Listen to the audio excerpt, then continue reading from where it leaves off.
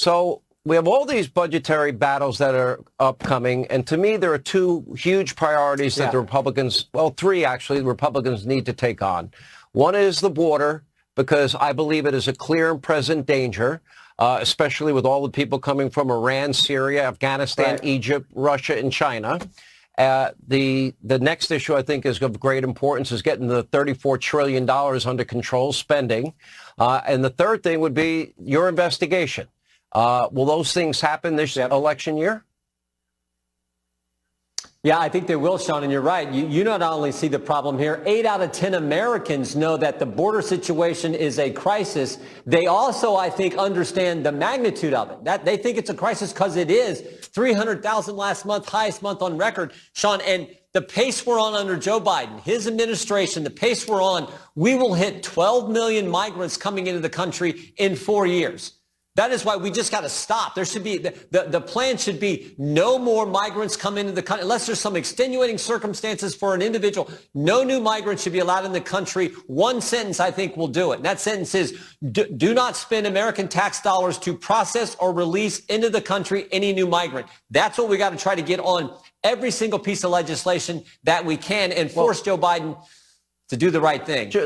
So Joe Biden, we know since he's been president, by eliminating the policies of Donald Trump that were working, he allowed 8.3 million people now crossing that border, all pretty much unvetted, including some of very hostile regimes towards this country, some of our biggest geopolitical foes.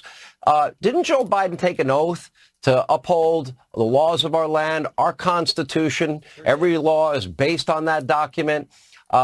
If I were to, is a president now allowed to just pick and choose what laws they'll enforce? Is a president allowed to aid and abet in the law breaking by offering free transportation? Our governors are allowed to offer free health care, like is now being offered in states like California, forcing taxpayers to pay for people that entered the country illegally? Is that now our future?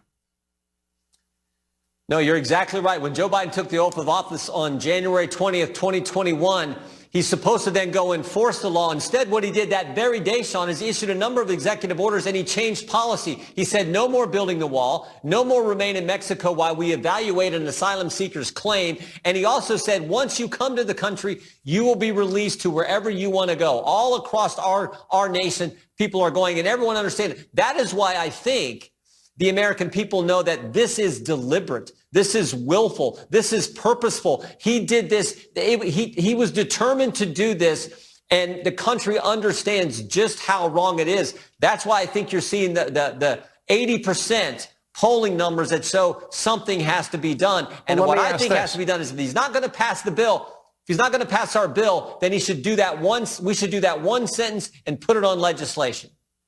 Will Mayorkas be impeached? I think we're always driven by the facts and the evidence. I think the facts and the evidence are pretty darn compelling for him. I also think the evidence is compelling for Joe Biden. That's why we've actually entered an impeachment inquiry phase, took a vote on impeachment inquiry, and are moving forward with the witnesses, the final witnesses we need to depose before we make a determination. But I think the facts and the evidence are already compelling for both individuals. Jim Jordan, thank you so much as always. We appreciate your time.